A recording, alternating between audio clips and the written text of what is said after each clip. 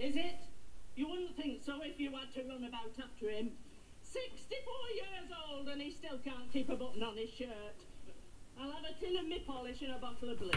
And another tin of polish, Mrs. Blewett. Aye, they don't go very far. Ah, you must have a very nice, shiny place up there to be miserable in. You'll be miserable if you lived up there with him.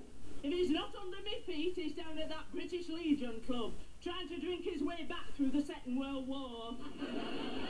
I wouldn't mind, but he only got as far as Aldershot. Just you and him now the kids have gone, is it? More's the pity. Yeah. He never was any help. No, how many kids was it? 7. Oh, good grief, how much help do you want? At least it explains a few of them are missing buttons, doesn't it? There we are. Is that a strong bleach? Strong, it is. It's lethal, that is. You can hear it seething in the bottle on a still night, that. Well, that was Ronnie Barker as shopkeeper Arkwright in the BBC One series Open All Hours. Speaking, of course, to Kathy Staff, the redoubtable Mrs. Blewett. Now, Arkwright was notorious as a hard-nosed corner shopkeeper, but even he might blush at the thought of advertising for staff who believe the customer is always wrong. But that's just what shopkeeper Ian Forsythe says he wants for a part-time post at his grocery store and post office near Winchester. His ad also says the applicant must have the ability to feign genuine interest in hearing the same customer story every day, 6 days a week.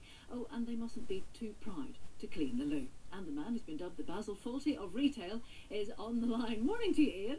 Good morning, Karen. Any applicants yet? Actually, we have. We've had a couple with the courage to apply already. And what sort of characters are they? We're looking really for someone that shares the same sense of humour as we do. Unlike the big supermarkets locally, we can't compete on price. So it's really important that we build a good relationship with our customers. We think humour is a big part of that. You say you want to build a good relationship with your customers, but what about existing customers who are being warned that people working for them may have to listen to boring old stories 6 days a week? And that's just intended as a little bit of humour. The local reaction's been really positive to it. I bet lots and lots of businesses would just give their right arm to be able to place an advert as plain speaking as yours. You know, it's just intended as a little bit of an antidote to the political correctness of job ads you normally see, which, to be honest, I find a little bit mindless and boring. Had you any experience of mindless job adverts prior to writing your own? Oh, plenty. I spent 20 years in the corporate world before I ran my own business. Under the watchful eye of HR directors, making sure that I used all the correct words. So this was essentially something to flip the other side of the coin, if you like, and see what you got back. Absolutely right. So what type of people have been applying? Are they people with a sense of humour who've seen things the way you do? Are they likely to get the job? You know, we're a very small village community here, and we know a lot of our customers.